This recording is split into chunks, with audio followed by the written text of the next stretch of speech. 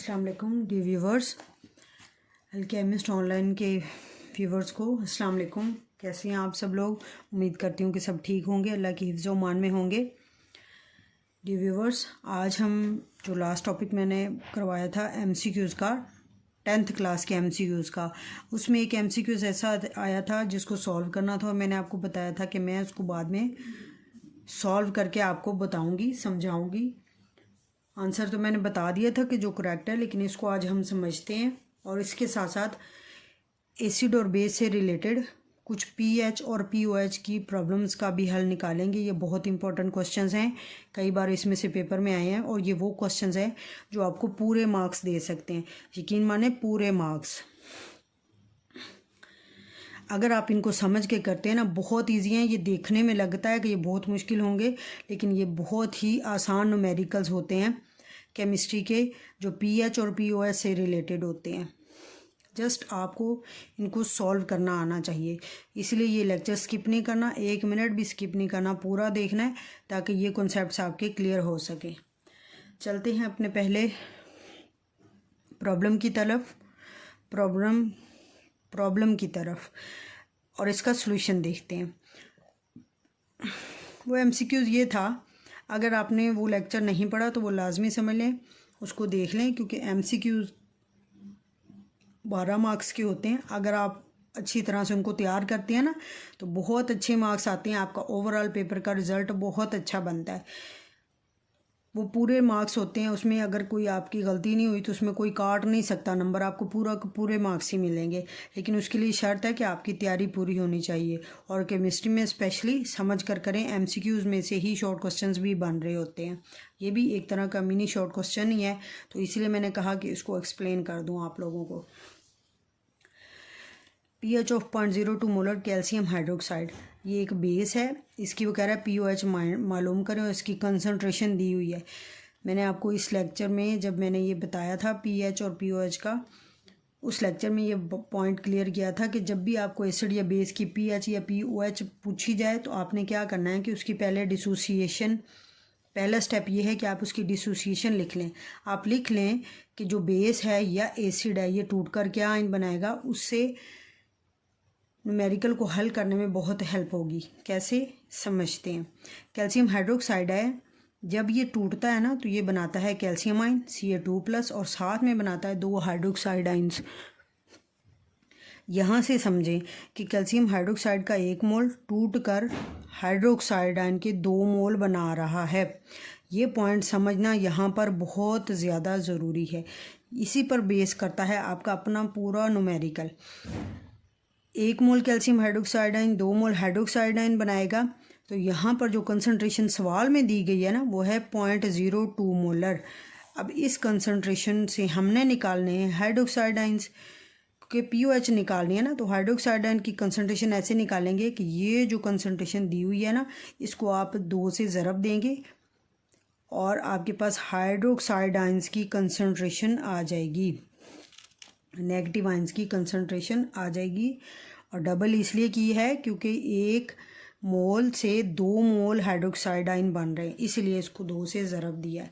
ये आ गई आपके पास। फिर आपने आपकी इसकी POH कैसे निकालनी, ऐसे निकालनी है कि negative logarithm of concentration of hydroxide ion को हम POH बोलते हैं। जो कंसंट्रेशन आई होगी इसका नेगेटिव लॉग लेंगे, जिसकी वैल्यू 1.3979 आएगी। ये वो वैल्यू है जो POH की वैल्यू है। अब देखें, ये 2 स्टेप का न्यूमेरिकल है। यकीन माने अगर ये आपको समझ आ गया ना तो अभी आगे वाले जो हैं वो भी आपको यूँ फर आपके जहन में बैठ जाएंगे। और इसमें फ़ायदा ये होगा, फ़ायदा कि जब आप पेपर की करने बैठते हैं ना, कोई भी चीज़ जब हम सॉल्व करने बैठते हैं तो आपको इस तरह समझी हुई चीज़ें फ़ौरन से माइंड में क्लिक कर जाती हैं और उससे आपको कॉन्फिडेंस लेवल भी ज़्यादा हो जाता है, पेपर को हल भी आप पॉजिटिव एनर्जी से कर पाते हैं। इसलिए इसको समझना बहुत ज़्यादा ज़रूरी है। अगला जो एग्जाम्पल है न्यूमेरिकल है वो कुछ इस तरह से है। वो कह रहा है कि pH एंड POH मालूम करें 0.2 मोलर सल्फ्यूरिक एसिड की। यहाँ पर सल्फ्यूरिक एसिड है, पहला स्टेप वही करेंगे कि इसकी डिसोसिएशन देखेंगे। सल्फ्यूरिक एसिड के अंदर 2 हाइड्रोजन आयन है, तो इससे 2 हाइड्रोजन आयन बनेंगे और सल्फेट आयन बनेगा। ये इसकी डिसोसिएशन है। डिसोसिएशन हमने देख ली। इससे हमें पता चला कि सल्फ्यूरिक एसिड का 1 मोल टूटकर हाइड्रोजन आयन के 2 मोल बना रहा है। अब ये 2 मोल बना रहा है ना, इट मीन्स कि हाइड्रोजन आयन की कंसंट्रेशन 2.2 मोलर सल्फ्यूरिक एसिड के अंदर इससे डबल होगी। 0.2 को जब आप 2 से ज़रब देते हैं तो ये आ जाता है 0.4। हाइड्रोजन आयन की कंसंट्रेशन इस तरह से आपके पास इशारिया 4 मोलर आ जाती है। 4 मोलर कैसे आई है? ये दी गई कंसंट्रेशन को आपने 2 से ज़रब दिया है, और 2 से ज़रब इसलिए दिया है क्योंकि ये हाइड्रोजन सल्फ्यूरिक एसिड का 1 मोल 2 मोल बनाता है। तो यहाँ पर जितना भी होगा आपने उसको 2 से ज़रब देकर फिर आपने हाइड्रोजन आयन की कंसंट्रेशन निकालनी है। और नेक्स्ट स्टेप जो है वो pH का है कि pH ऐसे निकालनी है, negative log of concentration of hydrogen ion. ये जो भी यहाँ पर आंसर आएगा ये आपने खुद निकालना है। अगर कुछ सिर्फ कैलकुलेटर में एंटर करनी है वैल्यू आपके पास आ जाएगी। इसमें कोई ज़्यादा खिचड़ी नहीं पकी हुई, तो खुद हल करके देखना है इसको और मुझे बताना है। अगर कोई चीज़ आपको अभी भी समझ नहीं आती ना तो मुझे ज़रूर बताना है, अगर जवाब नहीं आ रहा तो। फिर आपने pH यहाँ पर जो भी वैल्यू आपने निकाल ली है, अगला स्टेप वो कह रहा है कि pOH भी निकालें। pOH हम कैसे निकालते हैं? हमने पढ़ा था कि 14 में से जो pH या pOH जिसकी भी पहले वैल्यू आएगी उसको माइनस करके दूसरी वैल्यू आप निकाल सकते हैं। pH की जो वैल्यू यहाँ पर निकलेगी ना 14 में से उसको माइनस करके आपके पास pOH का आंसर इस तरह से आ जाएगा।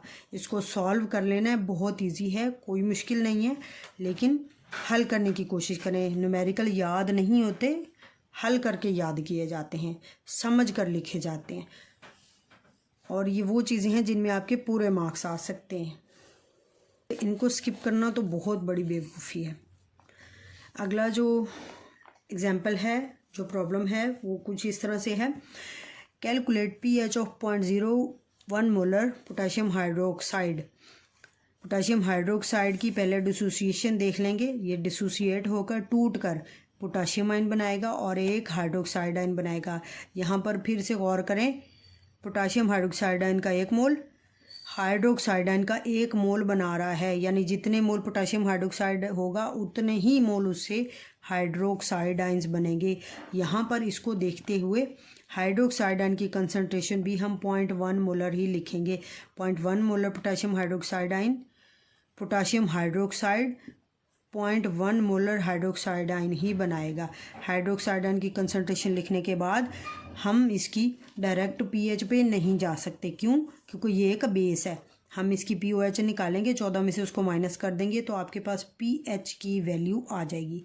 पहले आप pOH निकालें, जो क्या होती है negative log of concentration of hydroxide ions. इनका नेगेटिव लॉग ले लें 0.1 का। इसका जो आंसर आएगा ना उसको आप 14 में से माइनस कर दें और इस तरह से आपके पास pH की वैल्यू आ जाएगी। किसकी? पोटाशियम हाइड्रोक्साइड की। ये लेक्चर में हम समझ चुके हैं कि एसिड हो या बेस, दोनों के लिए हम pH भी निकाल सकते हैं और pOH भी निकाल सकते हैं। नेक्स्ट प्रॉब्लम इस तरह से है कि आपने pOH कैलकुलेट करनी है 0.004 मोलर नाइट्रिक एसिड की। इसकी डिसोसिएशन लिख लें। पहला स्टेप हर में सेम है। नाइट्रिक एसिड टूटकर 1 मोल हाइड्रोजन आयन बना रहा है और 1 मोल है तो 1 मोल ही बन रहा है। इट मीन्स कि जो कंसंट्रेशन नाइट्रिक एसिड की होगी उसके अंदर उतनी ही कंसंट्रेशन के हाइड्रोजन आयन पैदा होंगे। इसको देखते हुए हम हाइड्रोजन आयन की कंसंट्रेशन भी यही रखेंगे, इशारिया 0.04 मोलर। फिर हम इसकी क्या निकालेंगे? ये एसिड है ना, तो हम इसकी डायरेक्ट pOH नहीं निकाल सकते, हम इसकी pH निकालेंगे। हाइड्रोजन आयन की कंसंट्रेशन का नेगेटिव लॉग जो होता है वो निकालेंगे। यहाँ पर जो जवाब आएगा pH का उसको आप 14 में से माइनस कर दें तो आपके पास इस सॉल्यूशन की, इस एसिड की pOH आ जाएगी। इस तरह से आप किसी एसिड के लिए pH और POH, साथ ही साथ किसी बेस के लिए POH और pH दोनों निकाल सकते हैं। लेकिन ये बात ज़हन में रखनी है कि एसिड के लिए पहले आप pH निकालेंगे, फिर 14 में से जो जवाब आएगा उसको माइनस करके POH निकाल सकते हैं। और बेस के लिए ये होता है कि पहले आप POH निकालते हैं, फिर जो आंसर आता है उसको 14 में से माइनस कर दें और आपके पास इस तरह से pH की वैल्यू आ जाती है। क्लियर है? सारी बातें समझ आ गई होंगी। उम्मीद करती हूँ कि सब कुछ, सारे पॉइंट्स क्लियर हो गए होंगे। कोई चीज़ समझ नहीं आती तो हेजिटेट मत किया करें, कमेंट बॉक्स में लाजमी पूछा करें। मेरी पूरी कोशिश होगी कि आपको पॉजिटिव वे में और आसान से आसान अल्फाज में चीज़ें ज़्यादा क्लियर कर सकूं। अपना ख़ास ख्याल रखें। अल्केमिस्ट ऑनलाइन की न्यू व्यूवर से मेरी रिक्वेस्ट है कि सब्सक्राइब लाजमी किया करें, इस वीडियो को आगे शेयर लाजमी किया करें, लाइक ज़रूर किया करें। कोई चीज़ समझ नहीं आ रही होती, कोई और सवाल टॉपिक से रिलेटेड जो लेक्चर के दौरान डिस्कस ना हुआ और आपके जहन में आ रहा हो, तो आप उसको ज़रूर शेयर किया करें कमेंट बॉक्स में।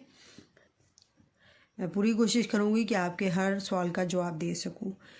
अपना ख्याल रखें। Thank you so much. अल्लाह हाफिज़।